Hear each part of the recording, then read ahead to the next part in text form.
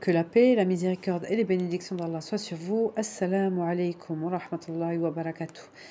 Qu'il est étonnant de voir que l'être humain peut être libre mais se sentir emprisonné, et peut être emprisonné mais se sentir libre. Nous allons voir déjà dans un premier point où on va voir des gens qui sont assujettis donc à la dépression et qui vont se sentir tristes, et malgré leur liberté, ils vont rester enfermés chez eux, ils vont déprimer, etc.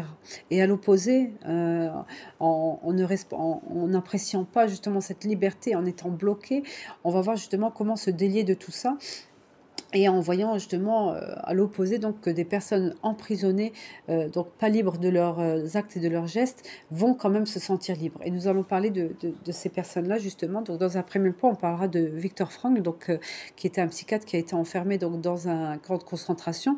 Et donc son livre est parmi un des livres, les 10 livres les plus influents au monde dans le développement personnel.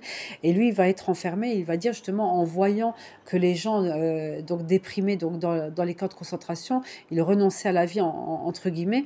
Lui, il va dire que la différence avec les autres personnes, donc c'était lui, il insistait sur trouver un sens à sa vie tout simplement. Et il disait comment qu'il a réussi donc à vivre son épreuve à lui. Il disait donc il se rappelait donc il mettait donc l'amour au centre de sa vie, donc il se remémorait donc les histoires avec sa femme et ses parents, etc. Et il voyait donc son sens à la vie, c'était que bientôt il les retrouverait, et il s'accrochait à cet objectif-là. Et il va citer justement une parole, donc il va dire que seule la non-réalisation d'un potentiel n'a pas de sens dans la vie. Donc il est important de trouver le sens vers lequel on va, vers lequel on cherche à s'épanouir dans cette vie-là. Et justement, le Coran est la parole qui va nous donner justement ce sens-là. Et par rapport à n'importe quelle histoire, quelle épreuve qu'on pourrait vivre en fait, et ben en s'accrochant justement au sens que le Coran nous montre, donc qui est la rencontre d'Allah subhanahu wa ta'ala, donc notre cheminement jusqu'à aller à sa rencontre, et ben c'est comme ça qu'on pourra passer toutes les épreuves qu'on peut avoir dans cette vie-là. Et donc là, on va parler maintenant, donc dans le Coran, justement, l'exemple de Youssef alayhi salam, qui va être emprisonné, qui va même citer que la prison, elle est préférable à quoi elle m'invite. Donc les femmes l'invitaient à pécher, à ne pas écouter Allah subhanahu wa ta'ala et à commettre des péchés, mais lui va préférer être enfermé, et il va être donc bien dans la prison, il va être libre, et même il va prêcher, il va continuer de prêcher donc aux personnes, donc aux compagnons de cellule avec qui il était. On rapporte que beaucoup de grands religieux vont être emprisonnés également. Donc l'imam Malik, on dit que quelques jours par les grands califes de l'époque. Abu Hanifa également, donc il va être emprisonné quelques mois. L'imam Hanbal va être emprisonné donc 2 ans. On dit également que Ibn Taymiyyah et Ibn al-Qayyim va être emprisonné donc plus de 6 ans.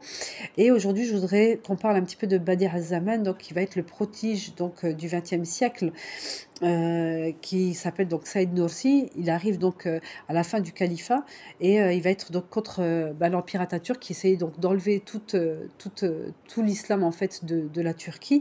Et ben lui va être l'opposant, et il va avoir peur lorsqu'il va entendre un matin donc le ministre des colonies Gladstone, qui va affirmer donc tant que les musulmans ils auront le Coran dans leurs mains, on ne pourra pas régner sur eux. Et il comprend que ils vont essayer donc de viser le Coran, d'essayer de distraire la jeunesse pour oublier voilà ce sens qu'on doit avoir, et cette importance donc d'œuvrer pour Allah subhanahu wa ta'ala.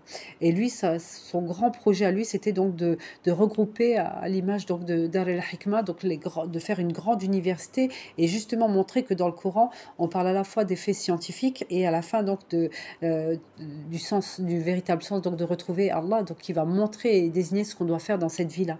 Et lui, son but donc va être de créer une grande université, et malgré donc tous ces efforts qu'il va déployer, il va même être emprisonné, etc. Et ben il va continuer à œuvrer et à faire son école entre guillemets, même en prison. On dit qu'il va être emprisonné plus de 20 années, on dit 23 années. On va essayer de l'empoisonner, etc. Il va être exilé, et il va continuer donc de vouloir montrer la parole d'Allah aux gens, en montrant que c'est la clé de toutes les solutions, que c'est le sens de la vie. Et on dit justement, même quand il est arrivé une fois à Istanbul, il avait mis devant chez lui donc un écriteau et il avait écrit ici il n'y a pas de questions sans réponse, il n'y a pas de problème sans solution. Et il voulait vraiment mettre à l'honneur le Coran al-Karim et montrer que toutes les épreuves vont passer car c'est Allah qui a la transcendance totale et c'est lui qui va gérer donc toute notre vie. Et donc à travers ça, donc beaucoup de gens vont venir vont le fréquenter, vont lui parler, et même en prison comme on a vu il va faire entre guillemets ce qu'on appelle donc l'école de Youssef, il va prêcher de la même manière que Youssef aux compagnons donc de cellule et il va ainsi donc revivifier la religion, donc la spiritualité au sein de son époque à lui et il va œuvrer, on dit plus de 80 années, cependant il va vivre 80 années et justement en montrant de cette manière-là que, comme quoi, même emprisonné, ben, on est libre de choisir en fait notre vie, de choisir notre sens et de patienter dans l'épreuve. Donc on voit que Allah subhanahu wa ta'ala nous donne des clés dans le Coran et il faut continuer d'œuvrer et continuer à lire, Inch'Allah, le Coran. Et je terminerai juste par un verset de la Sourate Layl, justement, que Allah il dit que celui qui donne et qui craint Allah subhanahu wa ta'ala, qui déclare véridique, on lui facilitera la vie au plus grand bonheur. Donc, quand on dit فَأَمَّا مَنْ أَعْطَى وَاتَّقَى وَصَدَقَ بِالْحُسْنَى فَسَنُيَسِّرُهُ لِلْيُسْرَى.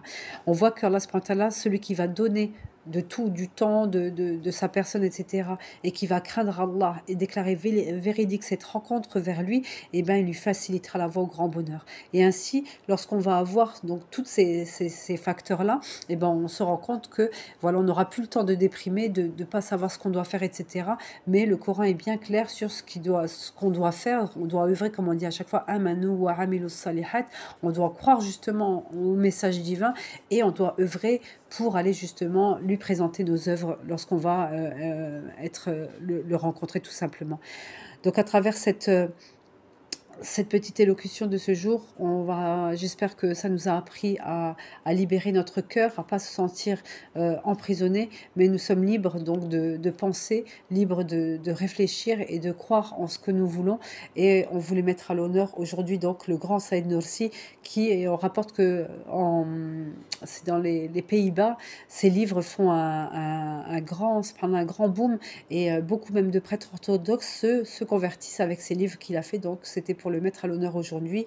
Subhana rabbika rabbil izzati amma yasifun wa salam ala al-mursalin walhamdulillahi ya rabbil alamin. Qu'Allah il libère nos cœurs et qu'il nous fasse œuvrer vers lui et Inch'Allah qu'Allah il nous aide à le remercier, à l'adorer de la meilleure des manières. Amin, amin ya rabbil alamin.